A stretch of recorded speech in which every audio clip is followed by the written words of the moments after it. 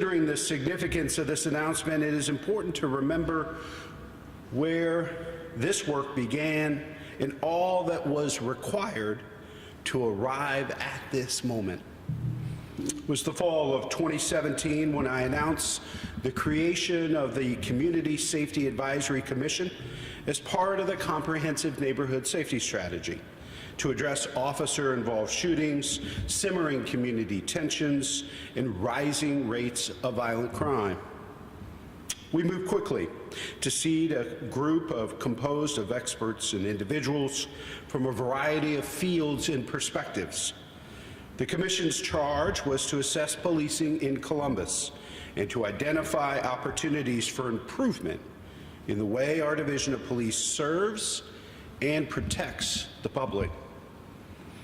The Commission delivered on its charge, and in January of 2020, they recommended a series of reforms related to de-escalation, crisis intervention, and implicit bias training, as well as use of force policies, officer diversity, health and wellness programming to ensure that our officers are always bringing the very best version of themselves to serve and protect our neighbors.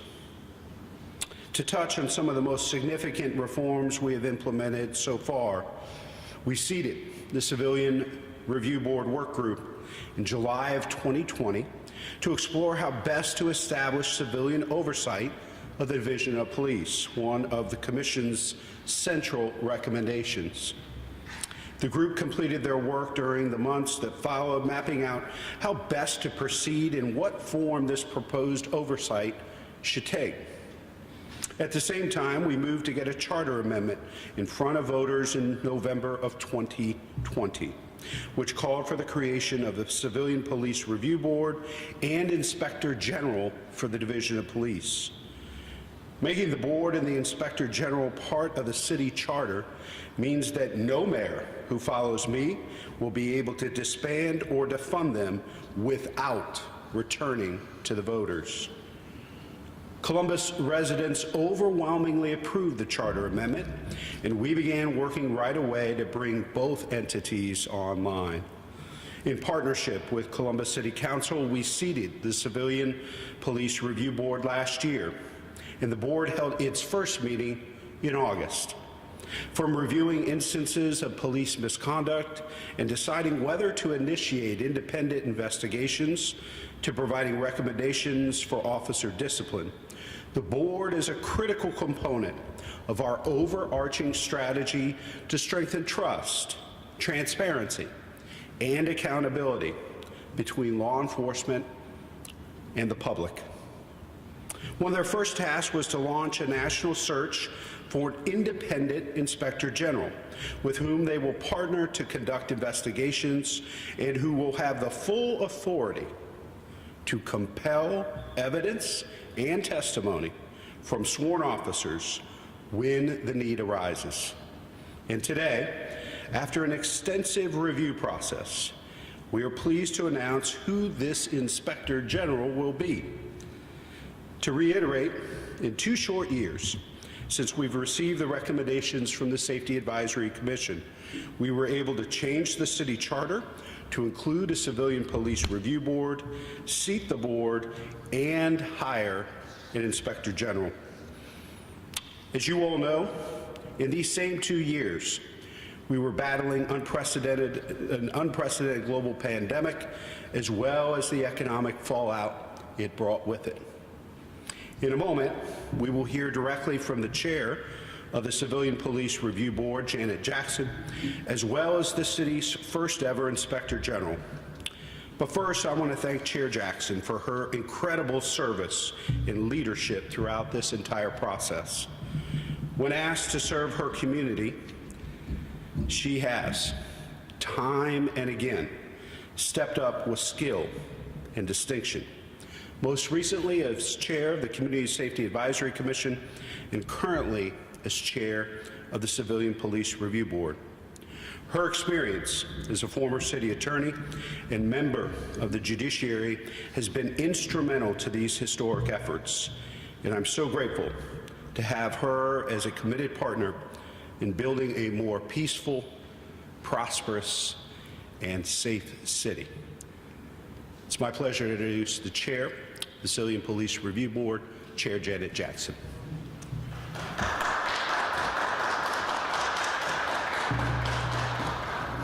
Good morning. Good morning. Thank you, Mayor Ginther.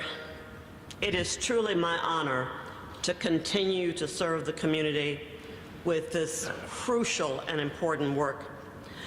I would also like to thank the Safety Advisory Commission for all of the time and energy put into their recommendations. Today is a day to celebrate the completion of this one, a milestone in Columbus's history. I also want to thank the Civilian Review Board for their tireless work in finding the right candidate for this job. And I want to thank the community for their participation in an interview process through the town hall meeting. As Mayor Ginther said, one of the first tasks of the Civilian Police Review Board was to hire an inspector general. We discussed at length what we needed in this position. This morning, I am happy to announce that we have selected Jacqueline Hendricks Moore. And let me just say, because some of you know I've got a thing about nicknames, she is Jacqueline. That's all I'm going to say. So let me first give you some very specifics about Jacqueline's background.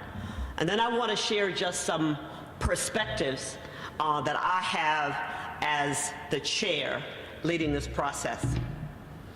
Jacqueline is a retired police sergeant with over 34 years of experience in criminal justice, law enforcement, investigations, and policy development. She comes to Columbus from the Office of the Inspector General for the City of Detroit, where she serves as the senior investigator. Jacqueline is strongly committed to transparency, accountability, and reform, having helped to root out corruption and audit and overhaul key operating procedures like stop and frisk and the police department's official badge policy. She earned a bachelor's degree from Wayne State University and a Master of Public Administration from Central Michigan State. Her proven ability to objectively lead investigations, coordinate and communicate with internal and external stakeholders, and fully realize substantive results makes her the perfect choice to lead the first ever office of the Inspector General for the Columbus Division of Police. Let me just share with you that I found the process of coming to Jacqueline to be extensive, I would maybe even say exhaustive. There were 29 individuals who applied for this position. The 5 members of the Civilian Review Board who served as interviewers for this position actually reviewed 13 of those applications.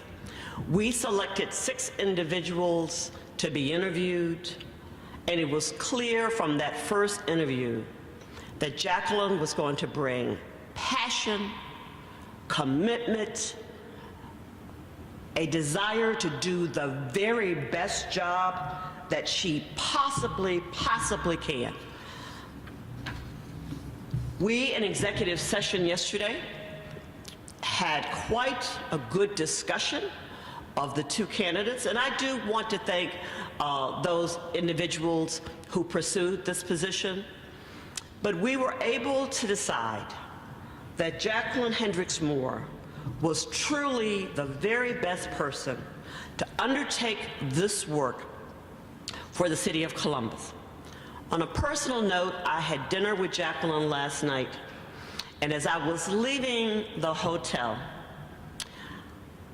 I encountered a woman. She was sitting outside. I knew she was a little older, and I was a little concerned because it was 7:30, 8 o'clock last night, and so I stopped to check on her. I just wanted to make sure she was safe. And in the course of the conversation, I realized she was Jacqueline's mother.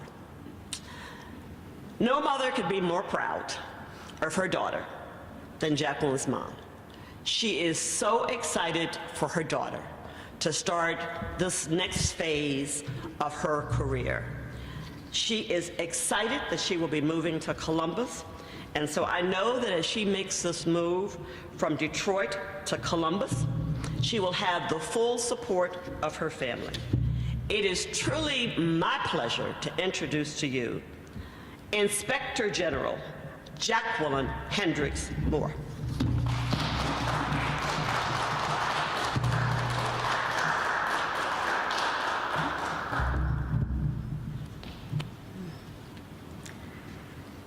I'm going to take a deep breath. Thank you so much. I want to start off by saying thank you. Thank you to Honorable Mayor, Chair Jackson, the Civilian Review Board, for giving me this opportunity to be the Inspector General. I also want to give praise to the Lord. I want to say that the community, thank you for your engagement in this process also, especially with the town hall. The most important role I had before today was serving the citizens of the city of Detroit as their law enforcement officer and in the Inspector General's office. But let me say, as of today, the most important role I have is serving the city of Columbus as your Inspector General. I am excited and I am ready to do the work that is necessary. I know that it is going to be an immense responsibility that comes with this position, but I am ready and I am so excited. I know that the lack of trust from residents and with the police can create that, can tear the city apart. But what I want to promise you is that I will do my part in my role to restore that trust in the community. I will do that because I will be fair, I will be impartial, and the investigations that will be conducted in my office are going to be thorough. When evidence points to police misconduct or wrongdoing, I will pursue accountability. Most importantly, I will be transparent. My office will have integrity. I look forward to getting to know the community and to becoming a Columbus resident. I will say one thing that concerns me is that my daughter, who just recently graduated, and I'm giving a shout out to Dr. Moore, she recently graduated from the University of Michigan. She may not like the fact that I'm going to start decorating my house with scarlet and gray. Thank you so much again for this awesome and amazing opportunity.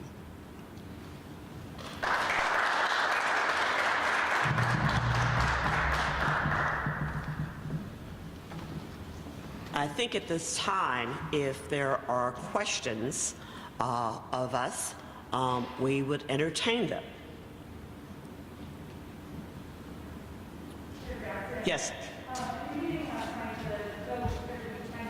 Yes. What was the key discussion during executive session that led you ultimately to I'm sorry. what was the key parts of the discussion in the executive session last night that led you to Ms. Hendricks' board? Okay. Well, we consider what goes on in executive session to be confidential, but I will just share this with you. The two candidates appeared before us. The members of the board had the ability to ask questions of each of them, and they did. The members of the board fully participated. And then we had a discussion amongst ourselves. I hope you realize that in order We had to have 8 individuals. Per the charter, I needed 8 out of 11, votes. So we discussed, we were candid with each other. And I would say that during that discussion, we listened to each other. So some views were changed as we went along, but the point was to listen, to ask questions of each other, and at the end of the day, and you saw the vote, we felt that we had our best candidate, with Jacqueline, that she was ready to come to Columbus, she has the experience, and that to me is really the most important, but she also has the passion and the desire to be successful in this role. But I would also say that the other candidate, Mr. Harper, who absolutely was gracious and congratulated Jacqueline, was also an excellent candidate. We were privileged as a community to have 2 excellent candidates to appear before us yesterday. My question is for Jacqueline. What motivated you to apply for this brand new position, and your thoughts about bringing your passion and desire to really bring police reform here, especially with the recent uptick in crime not only here in Columbus but across the country? My excitement and being interested in this position was really just police oversight and being able to bridge the community and police together. So I'm so excited for that. Inspector General Mayor Andrew Ginther, DC Board. As you start your first days, weeks, months on the job, what are some of the initial tangible goals that you have for this position? Can you tell us when you will officially start? I just need you to talk a little louder, sir. Yeah, can you just talk about some of in the initial days, weeks, and months on the job, what are some of the tangible goals and steps that you want to take at the beginning? And can you tell us when you will officially start? Well, I can tell you my official date will be March the 8th. And as far as getting started, I have an awesome team of people that they have set me up with. I've also been, from the day first that I applied for this position, I have been doing research. I have put together plans, and as Chair Jackson stated, it was a very extensive search. They also asked us for a 90-day plan. So I'm ready.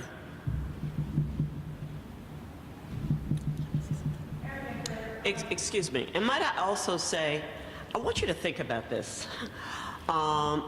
Jacqueline has the responsibility of building a department from ground up, and I haven't seen any blueprints for that yet. So I want you to understand that although she is definitely the leader, she will be fully supported by the Civilian Review Board.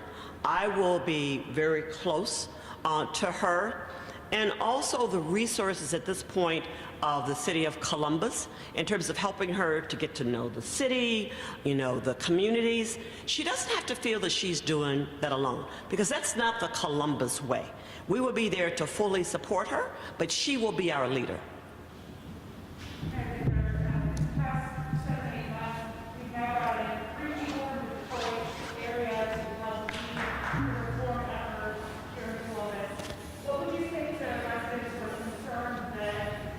I thought you were a plant for Mayor Duggan. Yeah, talking about all his Detroiters taking over the world.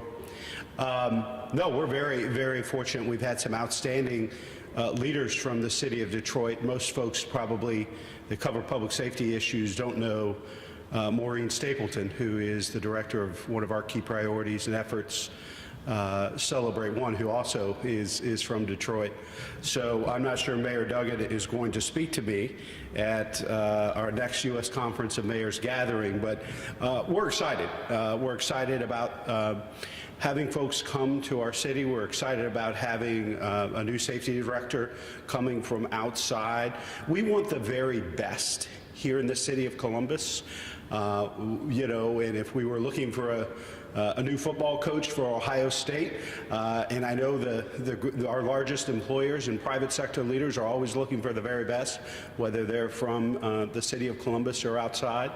And I think it's good to have fresh eyes, fresh perspective when the work has never been more challenging and significant, because not only are we attempting to provide the transparency, oversight, and accountability for the Division of Police, we are making some of the largest investments in our public safety forces that we've ever met. ever made to deal with a spike in violence that cities across the country are facing. We have always rejected false choices. We believe it can be both and. Support our first responders, invest in them, support them, and demand change and reform at the same time. And I think we have that leader in Inspector General Hendricks. We'll stick around for some one-on-ones if you have any. And Bethany, I think you just offered yourself up to help the IG move.